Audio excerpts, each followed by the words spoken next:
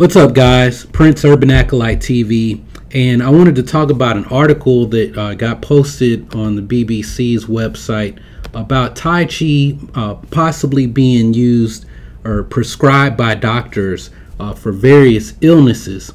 The article is talking about a study that was published by the British Journal of Sports Medicine, and basically the article suggested Tai Chi, based on a systematic review of previous studies, Tai Chi could be an effective treatment for people who suffer from cancer, osteoarthritis, heart failure, and chronic obstructive pulmonary disease.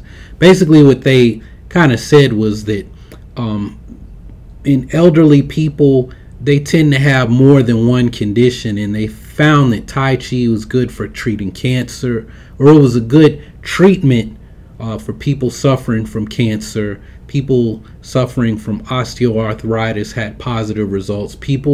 Elderly people with heart failure, and people with chronic obstructive pulmonary disease. So it said, well, if people with these four conditions have responded positively to attending Tai Chi classes, then we might as well guess that if you have one or more than one of these four conditions, Tai Chi would be an effective treatment. And that doesn't mean a cure, just a treatment, improving your quality of life. You know, there have been numerous studies in elderly populations that show that Tai Chi helps with pain reduction if you suffer from like rheumatoid arthritis, something like that. Helps with balance, stability, so that you're not falling all over the place. The cancer, that's something new. I know of a high-level Tai Chi teacher in Vancouver who does another internal martial arts style. I don't know how to say the name, but it's water boxing. But she had like really bad cancer, to the point where they kind of said, you've got X amount of time to live. And she got deeper into her qigong and the martial art practice. I'm guessing she probably had chemo as well. Like, this was in conjunction with whatever her doctors were already doing, and her cancer went away. She's been in remission. I haven't looked her up in a number of years to see if she's still alive and teaching, but that was one of her stories, her personal testimony, that this stuff is good for more than just fighting. It can also be used for health. What I found, because some of you are like, Prince, why is this interesting? After the Cultural Revolution in China, how Tai Chi really became widely practiced by, I guess, common folk, like non-martial artists, is that a lot of people were really sick following the famines that occurred at the end of the Cultural Revolution. There was a shortage of doctors. Like, there were more sick people than could be seen at the hospitals. So what the government started doing was issuing people these punch cards. And what they said was, go and spend and get your card punched, meaning you've gone to see this Tai Chi master teaching in the park X number of times, and then if you're still sick after you come back and you've got all of your card has been punched and you've gone however many times we tell you to go, then you can be seen by a doctor. Now, I'm just going to be honest, a lot of people probably died, but some people got better, and some people maybe just said, fuck this, I give up, I'm just gonna be sick or whatever. But some people did get better and their health did improve. And that's really how Tai Chi got watered down and has come to be known as this exercise that old people do in the parks. That's where it really started. Well, it started before then, but that's where it really kind of took off from there, is that people had to go, they had to do this if they wanted to receive health care. Now, several years ago, I was caught up drinking the Kool-Aid, and I said, oh, well, all anybody needs to do is go do Tai Chi. You don't need to see a doctor.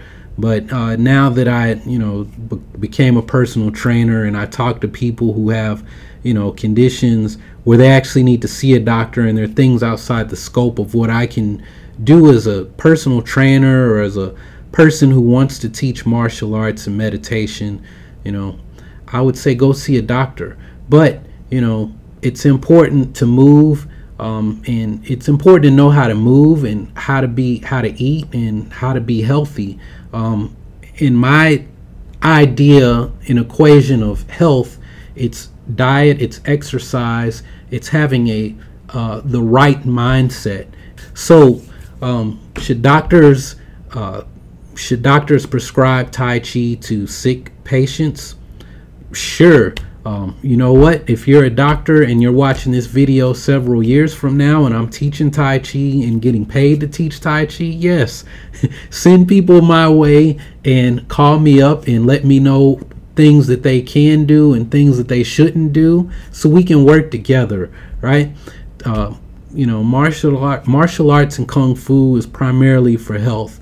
Would you get self-defense if you have a good teacher? Yes, you will. But fighting shouldn't be, I don't care what anyone says, fighting should not be the chief goal in studying a classic martial art, right? So anyway, if you've never done Tai Chi, try it out. Go to the YMCA, go wherever. It might not necessarily be a good teacher or a good class. They might not be as good as, well, I was about to say as good as me, but I don't consider myself to be very good. As good as my teacher. But if you're in Tucson and you have the opportunity to see my seafood, Kelly Graham, hey, don't miss out on that. If you really want a good teacher, I'm going to plug my style. Go to ilichin.com. That's ILIQCHUAN.com.